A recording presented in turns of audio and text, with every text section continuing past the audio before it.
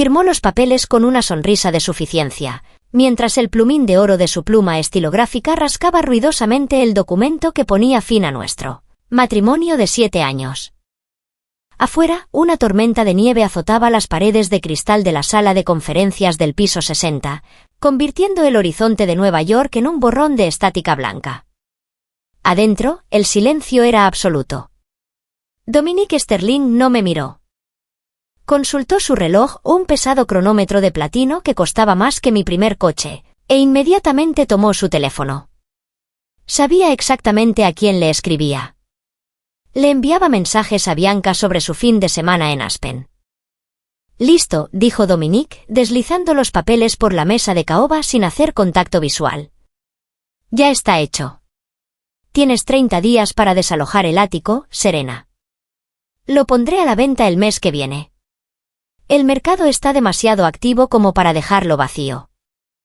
Se puso de pie, ajustándose la corbata de seda, mirándome como si yo fuera una pieza de mobiliario depreciada que finalmente enviaba a un depósito. Intenta encontrar algo más pequeño, añadió, con la voz chorreando una falsa piedad. Quizá un estudio cerca del museo. Se adapta mejor a tu polvorienta y pequeña vida. Deja un comentario y cuéntame desde dónde nos escuchas ahora mismo. ¿Estás en una ciudad nevada como esta o en algún lugar cálido? Me encantaría ver quién nos sintoniza hoy.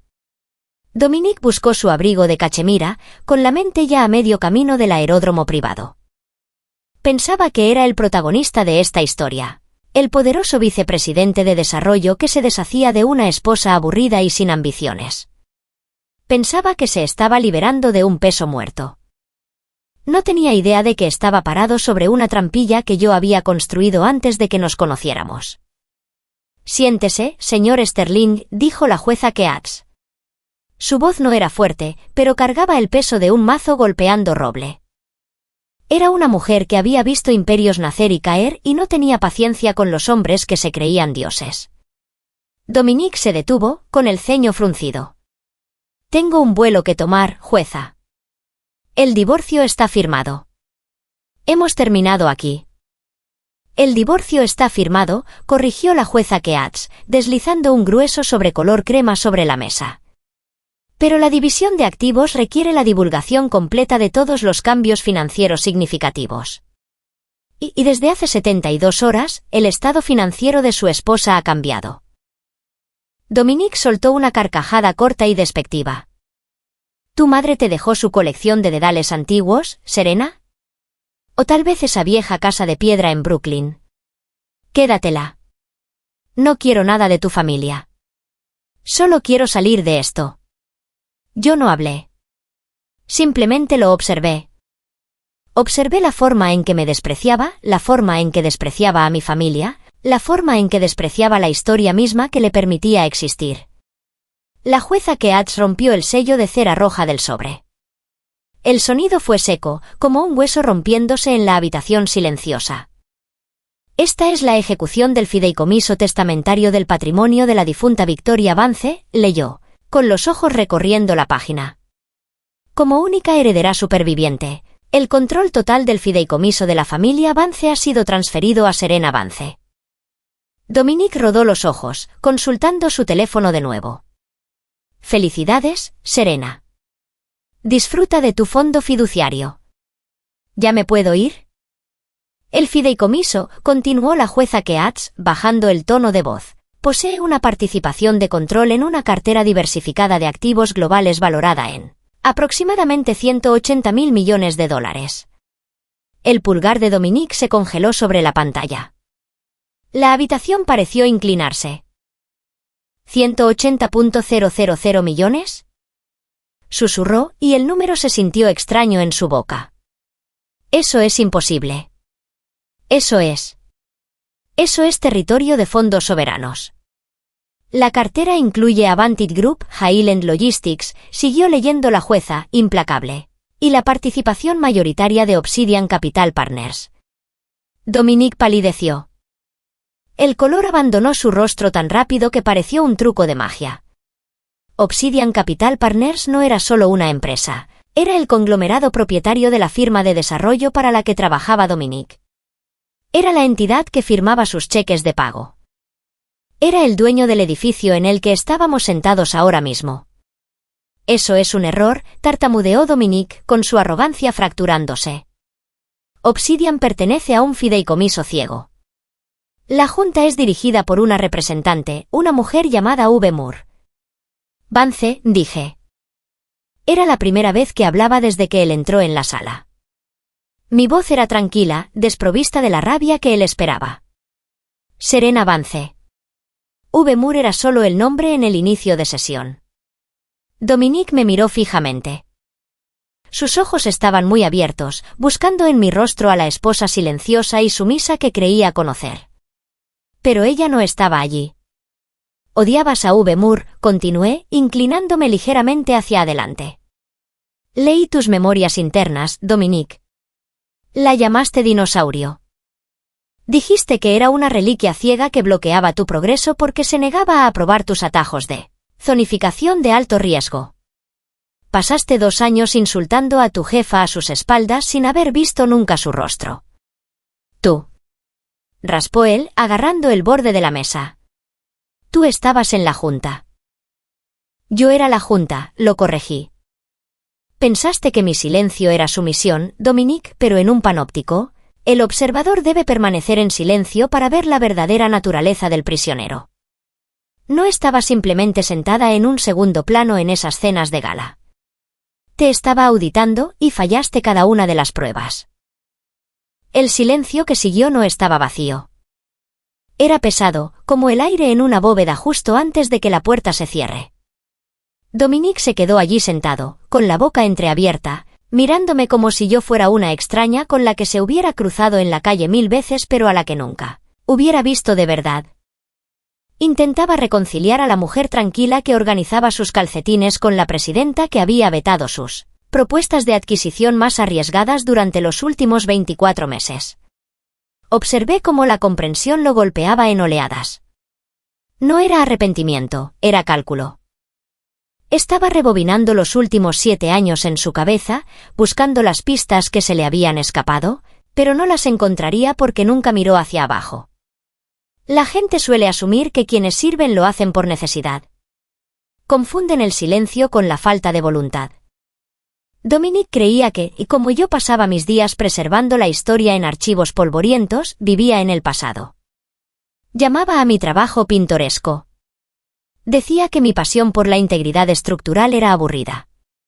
Para él, la arquitectura se trataba de la fachada, el cristal, la altura, el brillo. Él había construido su carrera en lo que los analistas de negocios llaman el acantilado de cristal. Prosperaba en la volatilidad, asumiendo apuestas de alto riesgo y alta recompensa que parecían brillantes cuando funcionaban y catastróficas cuando fallaban. Y cada vez que se tambaleaba al borde de ese acantilado, cada vez que un trato amenazaba con colapsar bajo el peso de su propio ego, asumía que era la suerte lo que lo salvaba. No era la suerte. Era yo. Durante años, yo había sido la mano invisible que sostenía la escalera por la que él subía. Cuando propuso la expansión de Hudson Yards, yo fui el voto anónimo que forzó una auditoría ambiental obligatoria, salvando a la empresa de una demanda de $1.000 millones 6 meses después. Cuando quiso desmantelar el fondo de pensiones para inflar los dividendos trimestrales, yo fui quien bloqueó silenciosamente la moción en las horas oscuras de la madrugada mientras él dormía a mi lado. Invertí la dinámica. Él pensaba que era el constructor y yo el accesorio. En realidad, él era el riesgo y yo los cimientos. No oculté mi identidad para atraparlo. La oculté porque mi madre me enseñó que el dinero cambia la forma en que la gente te mira. Convierte el amor en una transacción y la lealtad en una estrategia. Quería saber si amaba a Serena, la historiadora, o si solo amaría a Serena, la heredera. Respondió a esa pregunta el día que faltó al funeral de mi madre para asistir a una ceremonia de corte de cinta de un centro comercial en Jersey. Me dijo que eran solo negocios. Sentada en esa fría sala de juntas, miré al hombre que había tratado mi vida como un obstáculo para su ambición. Pensaba que era el arquitecto de nuestro futuro. No tenía idea de que acababa de entregar los planos al equipo de demolición. Dominique no se disculpó. Los hombres como él no experimentan la vergüenza, solo experimentan una pérdida de poder. Se puso de pie, se abotonó el abrigo de cachemira con manos temblorosas y salió de la sala de mediación sin decir una palabra más. La puerta se cerró con un clic y la tormenta de nieve exterior pareció tragárselo entero. Pero la guerra no había terminado. Solo se estaba trasladando a un campo de batalla diferente. 10 minutos más tarde, mientras estaba sentada en la parte trasera de mi coche oficial viendo la ciudad congelarse, mi teléfono vibró. Era una notificación de Market Watch, un blog de cotilleos financieros despiadado que Dominique leía religiosamente. El titular golpeó mi pantalla con la sutil gracia de un mazo. Heredera inestable amenaza la estabilidad del mercado. ¿Está sufriendo un colapso mental la nueva dueña de Obsidian Capital? Abrí el artículo. Era anónimo, citando a fuentes internas preocupadas por el futuro de la empresa. Pintaba un retrato de una transición de liderazgo caótica y emocional. Afirmaba que la nueva presidenta era una esposa despechada que actuaba por histeria y usaba la empresa para saldar una cuenta personal. No mencionaba a Dominique explícitamente, pero describía su situación a la perfección, presentándolo como un mártir del nepotismo corporativo, un ejecutivo brillante purgado por una exesposa vengativa. Luego llegó el mensaje de texto. Apareció en la parte superior de mi pantalla, el remitente simplemente figuraba como Dominique, puede que seas la dueña del edificio, Serena, pero yo soy el dueño de la narrativa. La Junta odia la inestabilidad. Si la acción cae 10 puntos para mañana por la mañana, forzarán un voto de censura antes de que siquiera recibas tu tarjeta de acceso. Acuerda ahora. Dame el paquete de indemnización o reduciré el legado de tu madre a cenizas. Me quedé mirando la pantalla. No sentí el aguijonazo de la traición. No sentí deseos de llorar, gritar o llamarlo para rogar una tregua. Todo lo que sentí fue una claridad clínica y fría. Él me estaba dando la razón. No le interesaba la empresa, la estaba tomando como rehén. Pensaba que esto era una partida de ajedrez. Pensaba que podía engañarme para que me retirara amenazando lo único que sabía que me importaba. La reputación de mi familia. Pero había cometido un error crítico. No amenazas a una historiadora con el pasado. Nosotras sabemos cómo excavar. No respondí a su mensaje. No redacté un comunicado de prensa para negar los rumores. Simplemente abrí mi computadora portátil e ingresé al servidor seguro de Obsidian. Escribí un correo electrónico al jefe del departamento de TI. Asunto, autorización para auditoría forense de nivel 5.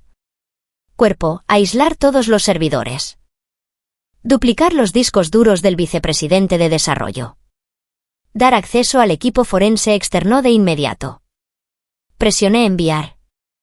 Él quería una guerra de palabras, yo le iba a dar una guerra de datos. Entrar en la sede de Obsidian Capital Partners solía ser un asunto tranquilo.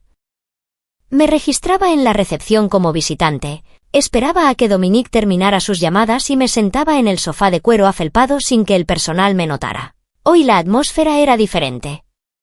Era la diferencia entre una biblioteca y un refugio antiaéreo. Mientras cruzaba el vestíbulo de mármol, las conversaciones cesaron. Los teléfonos bajaron. El guardia de seguridad, un hombre al que Dominique había pasado de largo durante 5 años sin saludar, se enderezó la corbata y me asintió con la cabeza. Sostuvo el ascensor abierto. Él lo sabía. Todos lo sabían. La esposa aburrida era ahora la persona que firmaba los cheques. No fui a la oficina de Dominique. Fui a la suite ejecutiva y convoqué a Bianca. Llegó 5 minutos después con aspecto de quien camina hacia el patíbulo. Bianca tenía 26 años, era brillante para manejar crisis y en ese momento estaba aterrorizada de que su carrera terminara antes del almuerzo. Agarraba su bolso como un escudo. Esperaba que la esposa despechada gritara por la aventura, que le lanzara agua a la cara o que le exigiera detalles sobre Aspen. No le ofrecí asiento. Me quedé junto a la ventana mirando la tormenta de nieve que enterraba la ciudad. No me interesa tu vida personal, Bianca, dije, manteniéndome de espaldas a ella. No me interesan los mensajes, los fines de semana ni las mentiras. Esas son deudas emocionales y ya las he cancelado. Me giré para mirarla. Ella parpadeó, descolocada por la falta de rabia. Me interesa mi empresa, continué. Dominique está usando recursos de la firma para dirigir una campaña de difamación contra la accionista mayoritaria. Eso es negligencia corporativa. Si estás involucrada, eres responsable. Si simplemente estás siguiendo órdenes, eres una testigo. Bianca tragó saliva. Era lo suficientemente lista para saber que la lealtad a un barco que se hunde es solo una forma elegante de ahogarse. Él me dijo que publicara el artículo, susurró. Dijo que, si te pintábamos como inestable, la Junta entraría en pánico. Me hizo redactar el comunicado de prensa para mañana. Él me dio los archivos. Dámelos, dije, extendiendo mi mano. Vaciló, luego buscó en su bolso y sacó una memoria USB plateada. Aquí está todo, dijo, con voz temblorosa. Los borradores, la lista de medios, los correos de estrategia. Me dijo que guardara una copia de seguridad por si le bloqueaban el acceso. Dijo que era su moneda de cambio. Ella pensaba que me estaba entregando las pruebas de una guerra de relaciones públicas. Pensaba que estaba intercambiando chismes por inmunidad. No tenía idea de que me estaba entregando los códigos nucleares. Tomé la unidad. Se sentía fría y pesada en mi palma. Puedes irte, Bianca. Recursos Humanos se pondrá en contacto contigo respecto a tu liquidación. Salió huyendo de la habitación. Miré el objeto plateado en mi mano. Dominique era arrogante, pero también perezoso. No le gustaba llevar varias memorias encima. Si le dijo a Bianca que respaldara su moneda de cambio, no solo había respaldado los comunicados de prensa.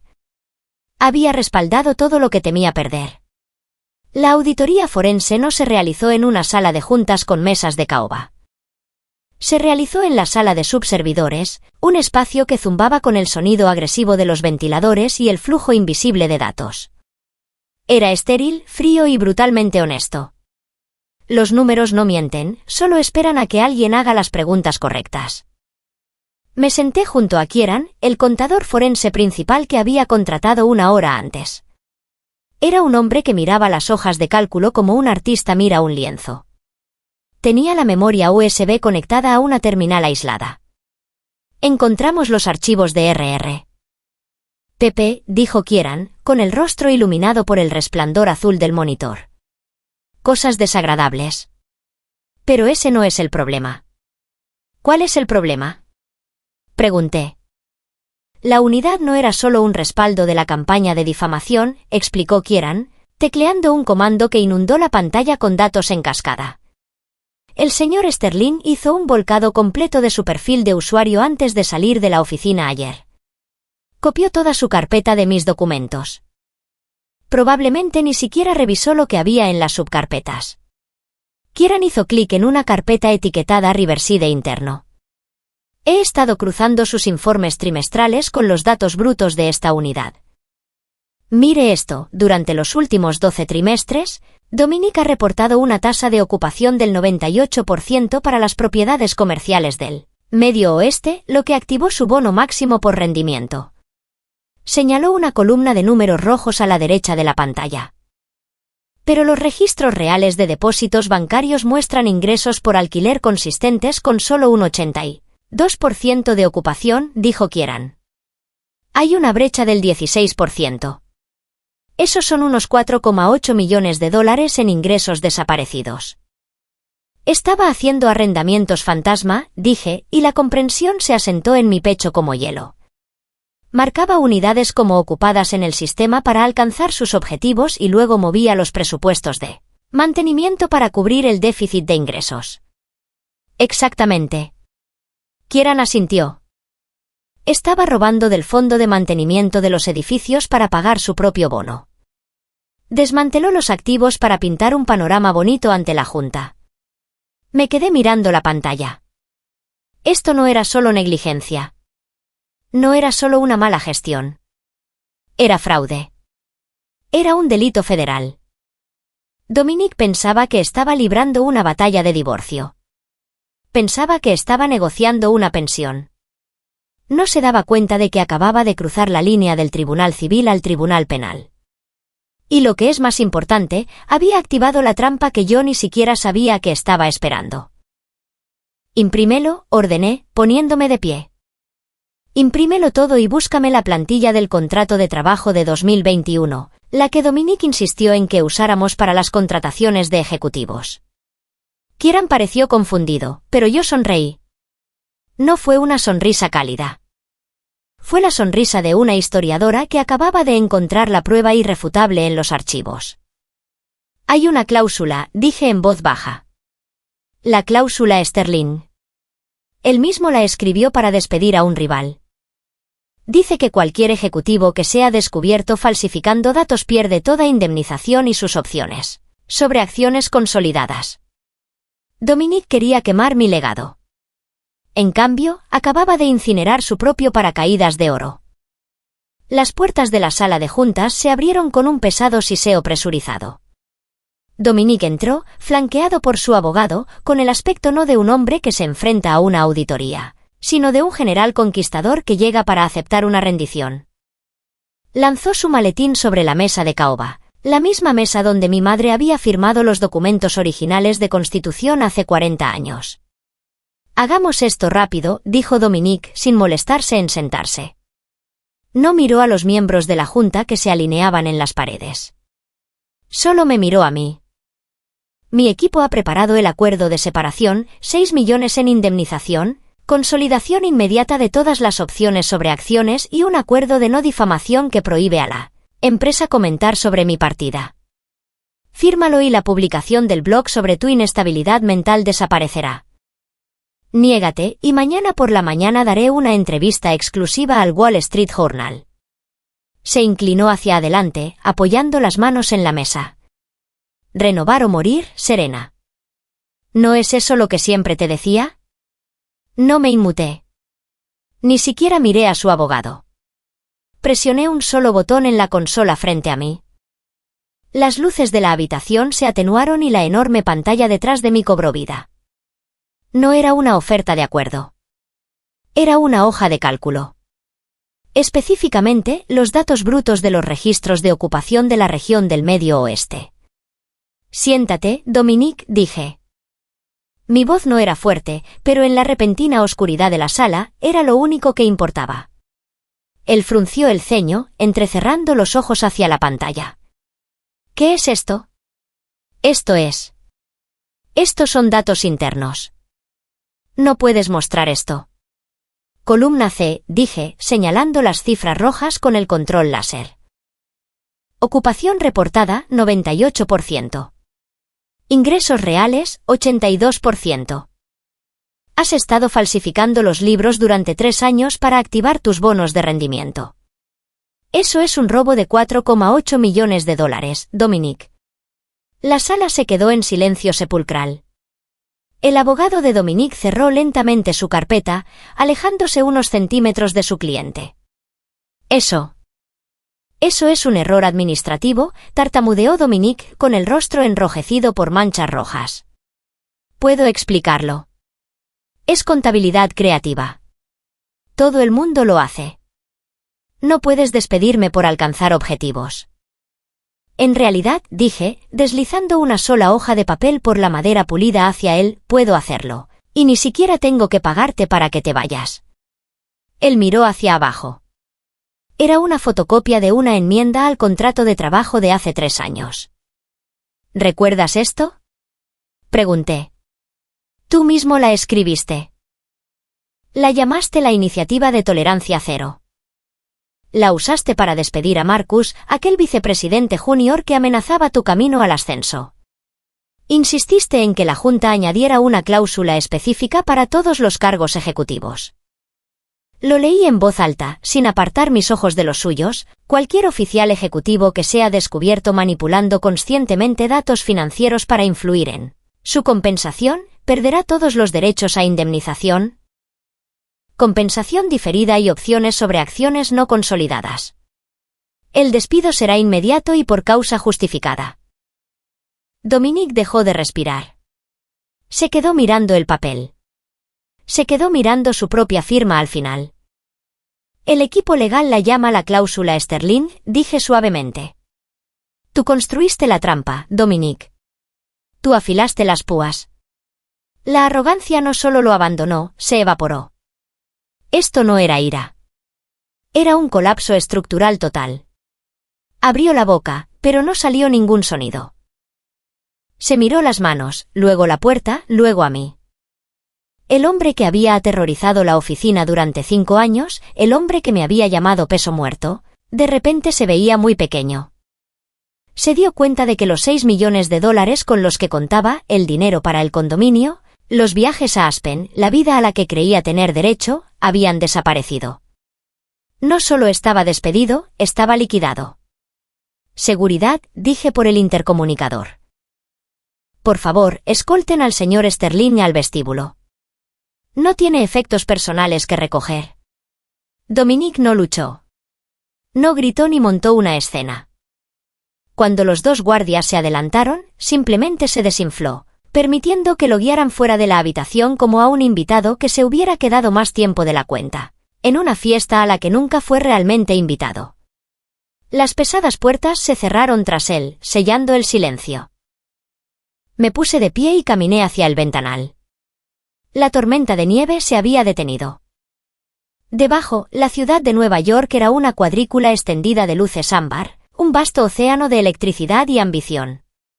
Busqué en mi bolso y saqué el viejo plano amarillento que había rescatado de los archivos, el dibujo original de la piedra angular de esta misma torre. Dominic lo había usado como posavasos para su escocés. Lo coloqué en un marco sobre el escritorio. La venganza es un fuego que quema todo lo que toca, incluida la persona que sostiene la antorcha. Pero la justicia. La justicia es solo claridad. Es la lluvia que limpia la suciedad del pavimento. No había destruido a Dominic, simplemente había aplicado sus propias reglas a su vida. Había eliminado la podredumbre para que los cimientos pudieran sostenerse. Miré la silla vacía en la cabecera de la mesa. Ya no era solo una esposa. Ya no era solo una historiadora. Yo era la arquitecta de mi propia vida. Al final, él construyó un monumento a su ego, pero yo construí un legado. Si crees que el verdadero poder es silencioso, asegúrate de darle a me gusta, y suscríbete para ver más historias como esta. Y cuéntame en los comentarios, ¿qué es lo único que has construido de lo que estés orgulloso? Te estaré leyendo.